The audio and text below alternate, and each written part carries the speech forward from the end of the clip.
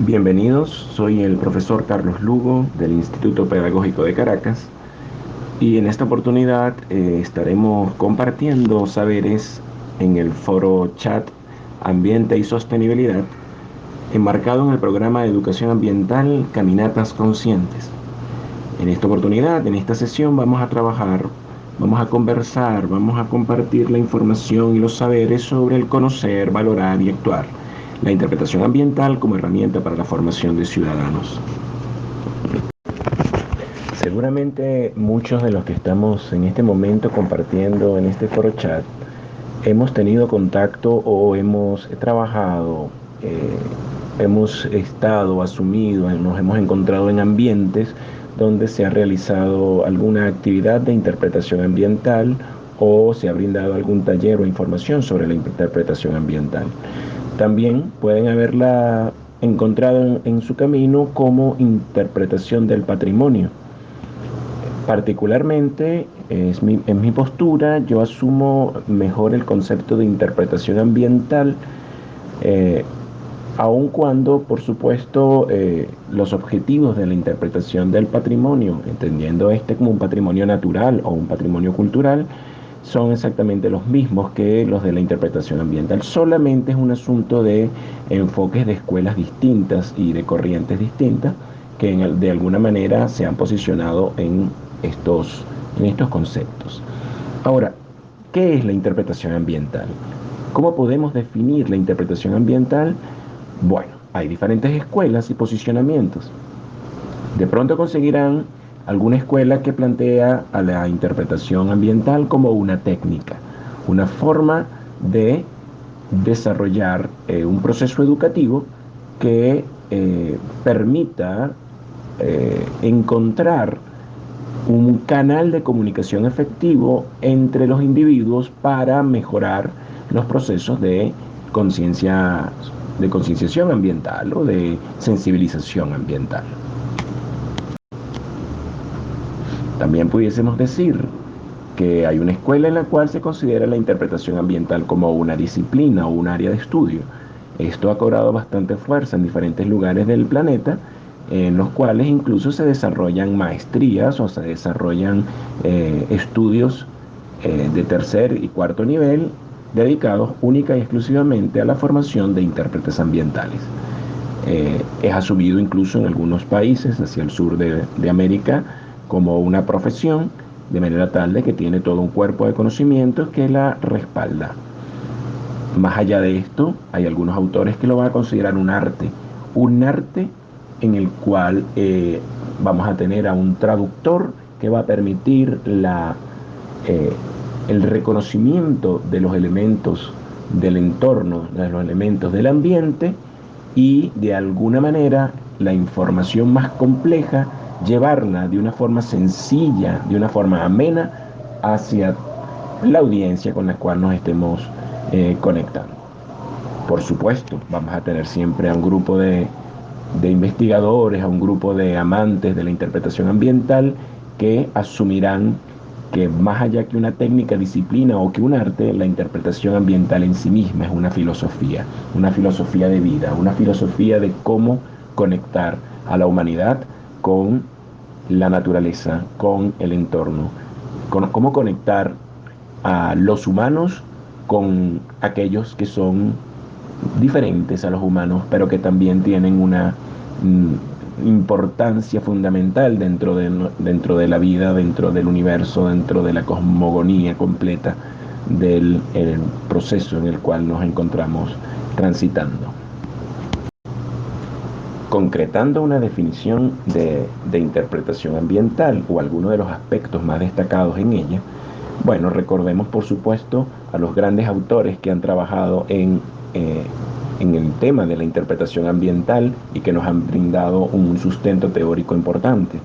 Empecemos con Tilden, que en 1857 es el primero en definir la interpretación ambiental y dentro de toda la estructura que él organiza para su definición, cabe destacar la idea en la cual él plantea que la interpretación ambiental es la actividad de revelar significados. Esto nos posiciona en una en una ubicación bien interesante con respecto a los elementos naturales, están allí, están presentes, están quizás al alcance de nuestras manos, pero hay que revelar, hay que mostrar, hay que evidenciarlos ante las personas, porque no todos tienen la misma sensibilidad para entender los elementos que se ocultan en la naturaleza y que nos dicen el cómo debemos actuar, el cómo debemos vivir, el cómo debemos compartir en este espacio en el cual llamamos vida.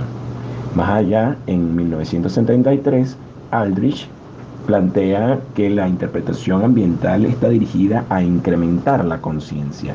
Ya estamos observando cómo se está uniendo la interpretación ambiental con todo el proceso que se viene desarrollando sobre lo que implica la educación ambiental.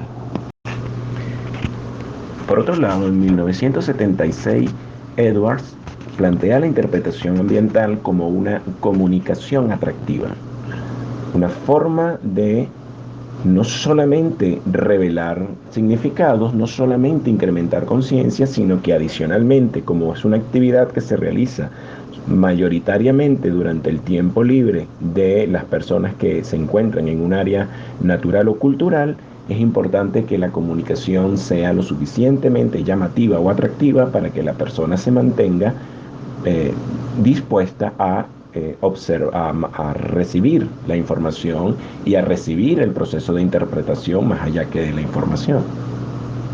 Porque Morales lo menciona claramente cuando dice que interpretar es explicar más que informar solamente.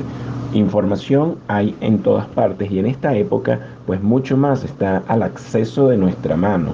Con cualquier conexión a internet uno puede tener información muy abundante, técnica, precisa, algunas menos precisas, en eso está el criterio del observador, de cómo busca la información, pero hay exceso, incluso pudiésemos llamarlo así, no sé si estaría bien hablar de exceso de información, pues la información siempre es poder y siempre es necesaria, pero hay muchísima información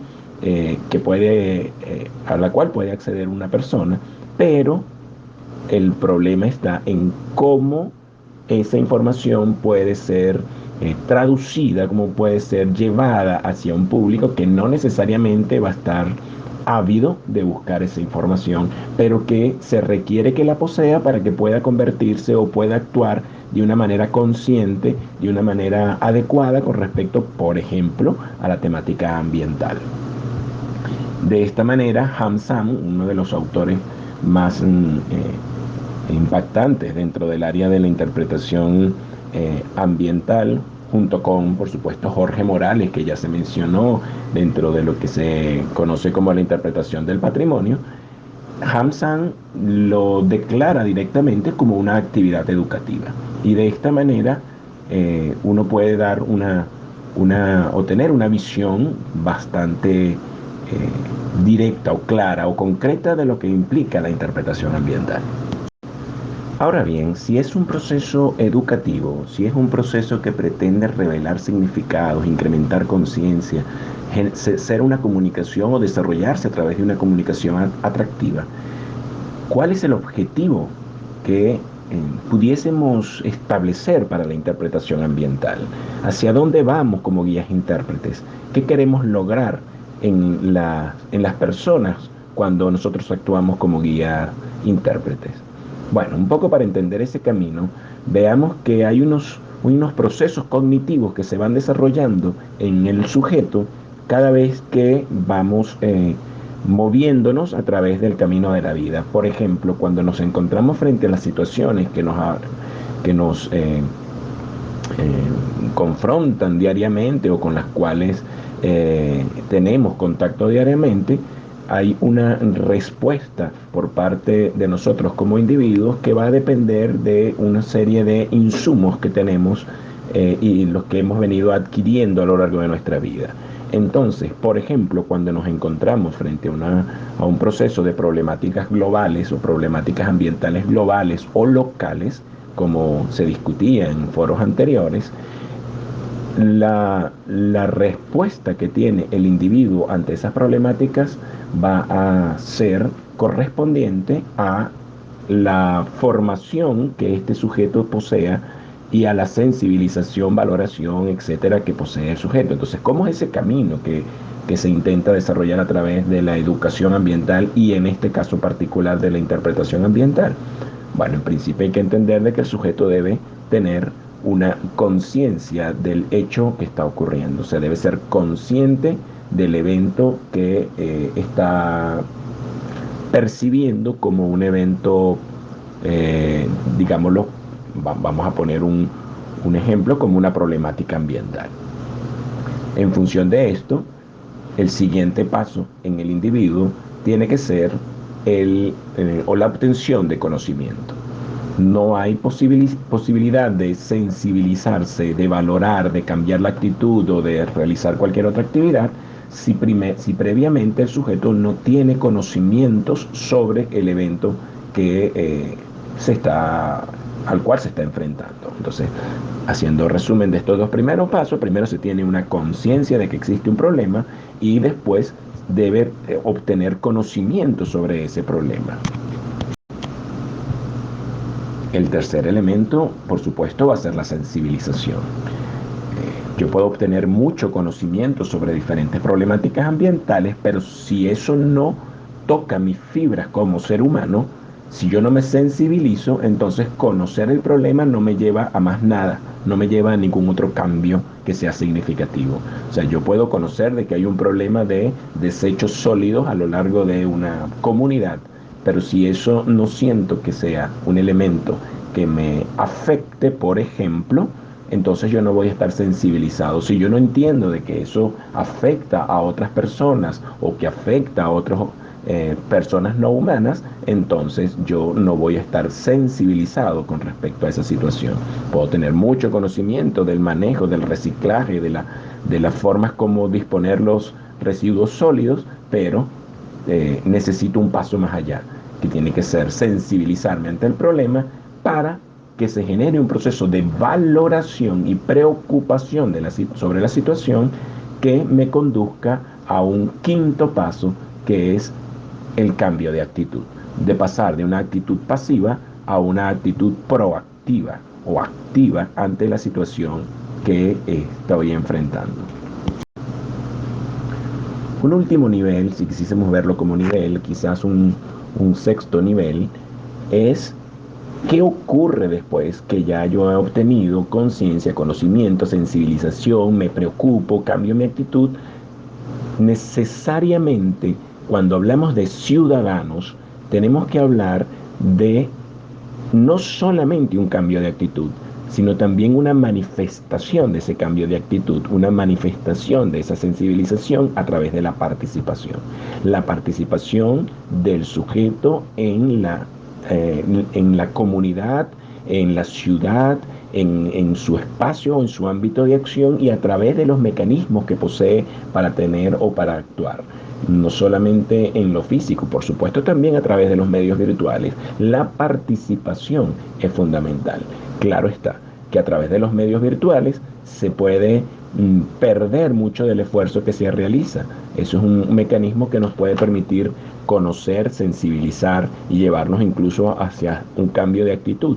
Pero es fundamental el hecho de generar participación en el ámbito de convivencia cotidiana para que podamos tener una verdadera transformación del sujeto que pasa a ser de un habitante, por ejemplo, si estamos hablando de una ciudad o de un pueblo o de una comunidad cualquiera, de pasar de ser un habitante a un ciudadano. O sea, el concepto ciudadano no lo visualicemos solamente como aquel que vive en una ciudad, sino como aquel que participa, que aquel que se sensibiliza, aquel que es proactivo, y no solamente en el ámbito de ciudad, ¿no?, sino ciudadano visto como aquel sujeto que puede estar en cualquier otra localidad, pero generando o siendo un factor de cambio dentro de esa comunidad, cambio positivo, por supuesto. Ahora bien, ¿qué ocurre? ¿Qué ocurre? ¿Por qué la ciudadanía o por qué nuestras comunidades, por qué nuestras ciudades, por qué nuestro entorno, a pesar de tener un proceso de conciencia, conocimiento, sensibilización, valoración, actitud, una gran cantidad de actividades educativas ambientales, una crisis climática, una crisis global que nos debería conducir a la realización de cambios profundos en nuestras vidas y en nuestra forma de relacionarnos entre nosotros y con los otros diferentes a los humanos. Eh, ¿Por qué no se logran los cambios? ¿Por qué no se logra la participación? Bueno, porque como en todo proceso, es mi opinión, hay elementos que siempre van a estar en contra de este tipo de dinámicas. Es mucho más complejo en términos incluso hasta energéticos avanzar hacia una participación y una comunión con el ambiente de una manera acorde, armónica, adecuada, sustentable. Es mucho más complejo que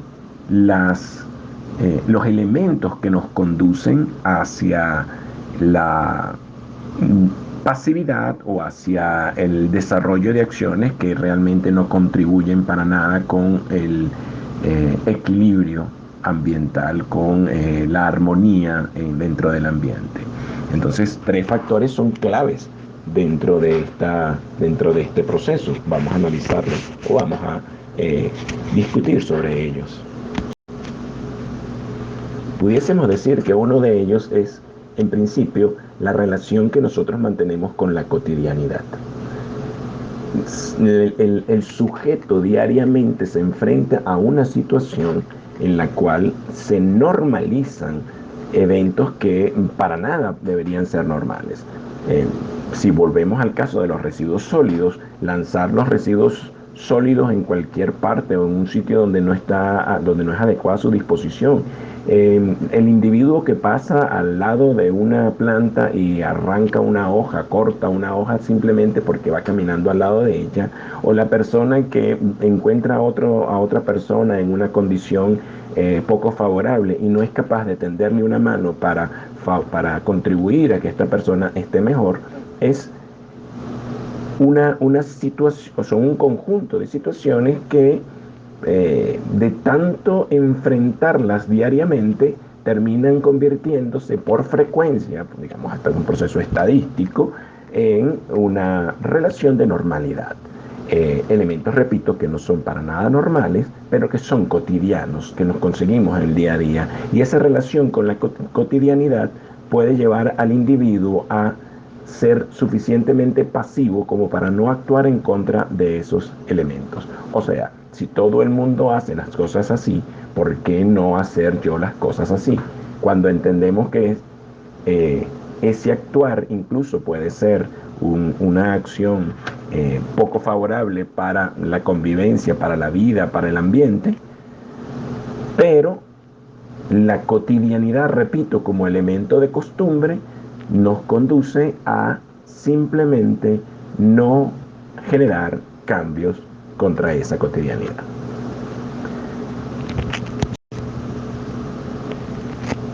Otro de los elementos es, por supuesto, las etapas del desarrollo moral en la cual se encuentra el sujeto.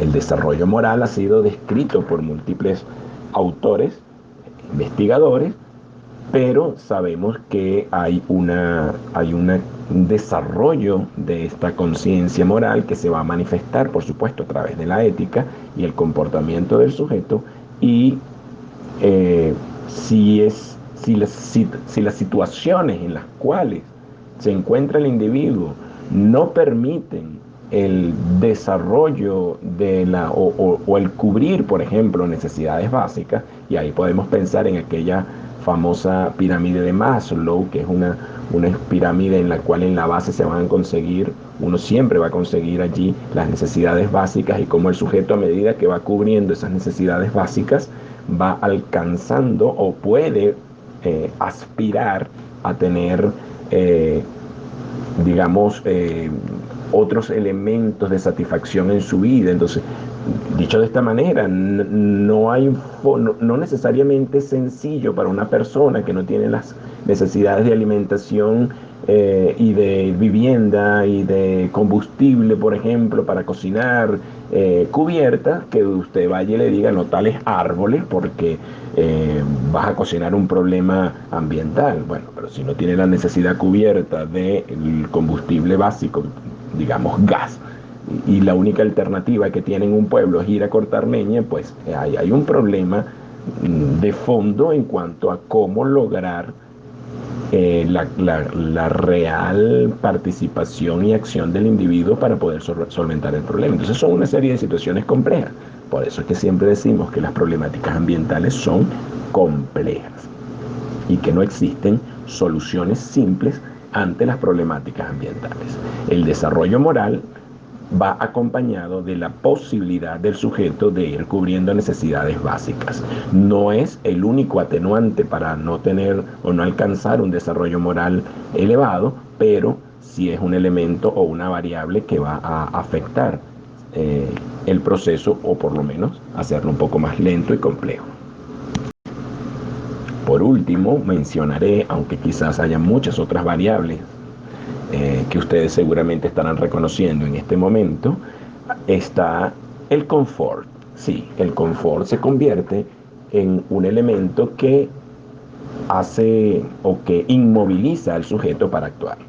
Uno de los problemas que nos abarcan en la actualidad es la crisis climática, pero la crisis climática como buen problema complejo está atado a el hecho que los individuos aspiran a una forma de vida, a una forma de interacción con la naturaleza que ha sido establecida, que ha sido inculcada a través de los sistemas educativos, comunicacionales, de las relaciones, etcétera, como un sistema óptimo. O sea, ¿qué es tener confort? ¿Qué es tener calidad de vida? ¿Qué es el buen vivir? ¿Qué es el summa causae? O sea, todos estos conceptos tienen diferentes formas de ser interpretados por los sujetos, pero cuando esa idea de estar bien en la vida está atada a la idea de consumo, por ejemplo, de consumir o de tener, de poseer, entonces puede existir una disonancia entre los objetivos que se pueda tener dentro de la educación ambiental y por supuesto dentro de la interpretación ambiental, dentro de la formación de ciudadanos, dentro de la participación ciudadana con responsabilidad y la pasividad o el accionar en contra de lo que sería la lógica de la supervivencia humana, por poner un ejemplo. Para finalizar, me gustaría dejar con ustedes esta cita de Jane Goodall, que es primatóloga británica y que ha estado o que ha puesto su vida en el desarrollo de la ciencia y de la investigación con chimpancés, fundamentalmente, o sea, con esos otros hermanos que existen en la naturaleza. Y ella deja claro bajo esta idea muchas cosas. No se puede pasar un solo día sin tener un impacto en el mundo que nos rodea. Lo que hacemos marca la diferencia y tenemos que decir qué tipo de diferencia queremos hacer. Está en nosotros definitivamente el cambio.